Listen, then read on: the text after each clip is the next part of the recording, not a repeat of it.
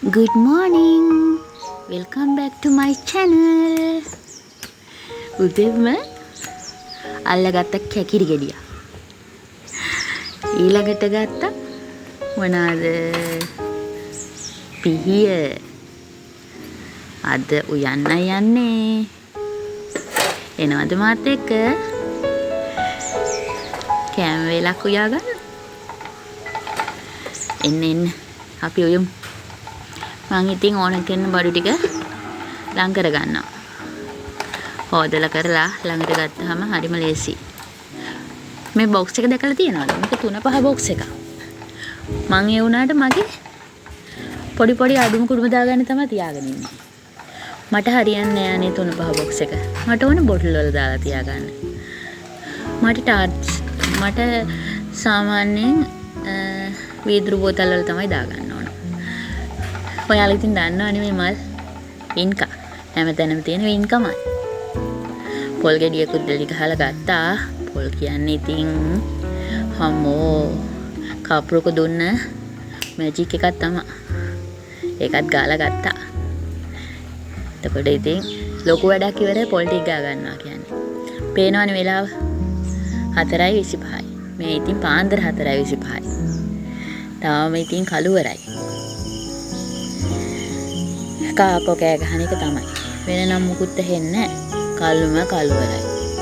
අහස බලපුවාම අහසෙත් හඳමාම මැකිලා ගිහිල්ලා. පාට්ට කළුවර විතරයි තියෙන්නේ. පුංචි වෙයි පොදකුත් වැටුණා.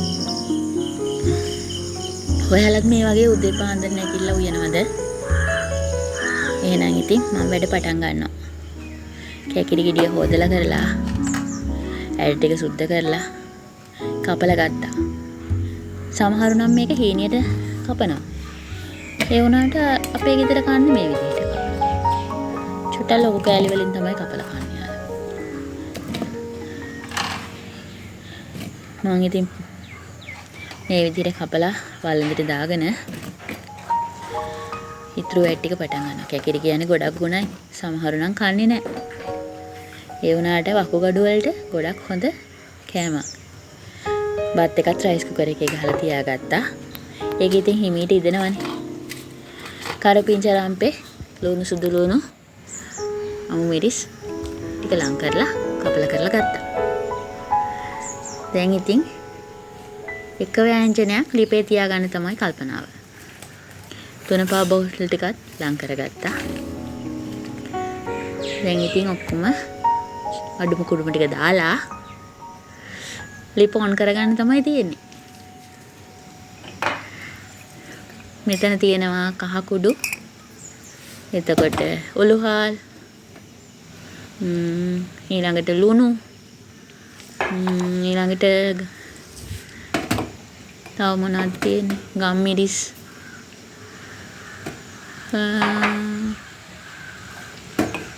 තුන පහ මිශ්‍ර කරපු මිරිස් කුඩුත් තියෙනවා. ඒ කියන්නේ මේක ටිකක් මස්කාරි 3-5 එකක් වගේ තමයි. ඒ ඔක්කොම ටික දාලා හැබැයි ඉතින් මං ගම්මිරිස් චුට්ටක් දානවා. මිරිස් කුඩු ගොඩාක් දාන්නේ. මිරිස් කුඩු ටිකක් දාලා ගම්මිරිස් ටිකකුත් දානවා. ගම්මිරිස් තින් ගුණයිනේ. මොකද ඉතින් මිරිස් අපිට අමු වෙනක් කන්න පුළුවන්. මේක තමයි මගේ කෑම වලට දාන වටිනම දේ. මේ බඩේ අමාරු වගේ දේවල් හැදෙන්නේ නැහැ කියනවා නේද පෙරුම් කායන් වලට. මේක විස බීජ නාශනය කරනවානේ. මතකද කොවිඩ් කාලේ? පෙරුම් කායන් හොයා තියාගත්තා ගෙවල් වල මුහුණු වල හැමතැනම. අද මගේ පොල් තෙල් ඉවර වෙලා. ඉතින් මට මුලින් ටෙම්පරාදුවක් දාලා කැකිරි ටික මික්ස් කරන්න අමාරුයි. ඒක නිසා තමයි කෙලින්ම ඔක්කොම ටික එකට දාලා කැකිරි ටික ලිපෙන් තිබ්බේ. ගෝවා කෑල්ල හොයා ගන්න පොල් තෙල් නැහැනේ. මම ඉතින් ඒකට පොඩි ටිප් එකක් ගත්ත බටර් එක චුට්ටක් දැම්මා. තෙල් බෝතලේ හඩිය ටිකක් තියෙනවා. මුඩු නන් නැහැ. හොඳයි. ඉතින් ඒ තෙල් බින්දු 2-3 මේ ඇස්ට්‍රා එකට මික්ස් කරපුවාම ඇස්ට්‍රා එක දිය කරගන්න ෂේප්. ඔය වගේ පුංචි ටිප්ස් ඔයාලා ගාවත් තියෙනවනේ. වචන පොඩ්ඩක් පැහැලෙනවා. ගණන් ගන්න එපා. උදේ පාන්දරනේ. බටර් ටික ඔක්කොම දිය වෙලා. ඔන්න මම මාළු මිරිස් ටික කපලා දාගත්තා. දැන් මේකත් රස්නේ පොඩ්ඩක් තැම්බෙන්න දෙමු.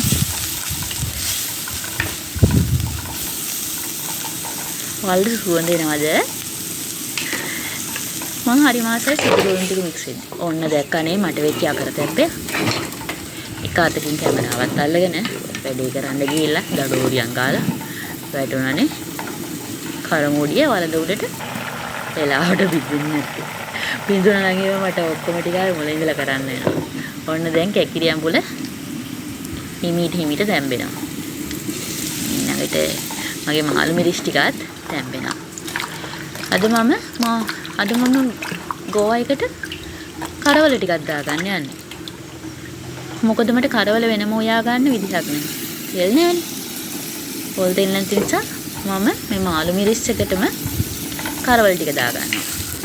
පේනවනේ බටර් ටික දිය වෙලා මාළු මිරිස් ටිකත් හොඳට තැම්බිලා. දැන් මේ කරවල ටික පුංචි කෑලි වලට කපලා මම ඒ මිශ්‍රණයටම දාගන්නවා. දාගෙන හිමිහිට වහලා තියෙනවා මික්ස් කරලා.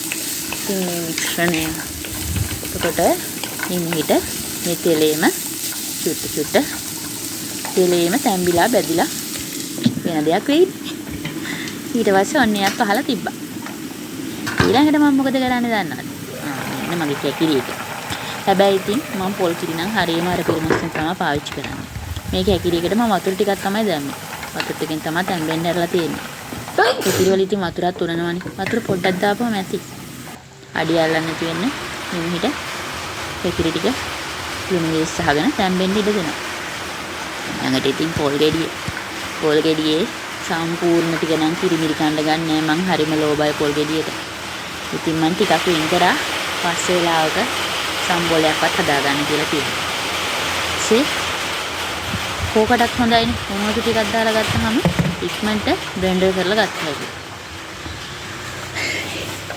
ඉතින් උණු වතුර විතරක් එක රවුමක් දෙකක් කරකවලා ඇල්ලතර දාගන්නවා. මොකද නැත්තම් මේක හර රබර් එක උණු වෙන්නත් පුළුවන්. ඇතුලේ උණු වතුරයි මේක කැරකෙන කොටත් රත් වෙනවනේ. ඊළඟට බලන්න. මොන්න මේ කිරි ටික මේක ගන්නවා. හොඳට බ්ලෙන්ඩර් කරලා දෙන්න. ඉතින් මිරිකගෙන මේක කිරි ටික වෙන් කරගෙන දී කිරි ටික වෙන් කරගෙන ඔය දේවල් ඉතින් ඔයාලා හැමෝම දන්නවනේ. ඉතින් කියන දේවල් නෙමෙයිනේ. එතකොට මම දේවල් ටිකක් මික්ස් කරගත්තා. බලන්න කරවල ටික හොඳට තැම්බිලා. පාට පේනවනේ. මම ওই කරවල එක දාලා ඉවර වෙලා පහ පොඩ්ඩකුයි ගම්මිරිස් පොඩ්ඩකුයි විතරයි දැම්මේ. ලුණු ගන්න කියන කරවලේ ලුණු තියෙන නිසා අවසානයේ ගෝවා එකට ලුණු ටිකක් මික්ස් කරගන්නවා. පස්සේ බලන්න. කෑලි මිරිස් ටික දාන්නේ පස්සේ. හම්බෝ. කරවල කෑලි ඔයාලා තියෙන මේ විදිහට හදලා බලන්න. හරිම රසයි. අපි ගෝවා නිකන් උම්මල කල් චුට්ටක් දාලා වෙනවට වැඩි හරිම රසයි කරවල කෑල්ලක් දාලා වෙනකොට. මම එහෙමත් තියෙනවා. උම්මල ටිකක් දාලා කෙලට එහෙමත් ගෝවා කන්න ආසයිනේ. සමහර දවසට අලගෙඩියකුත් හිමීටි චූටිය ලියලා දානවා. දැන් ඉතින් කැකිරි එකට මිටි කිරි ටික මික්ස් කරගන්නවා.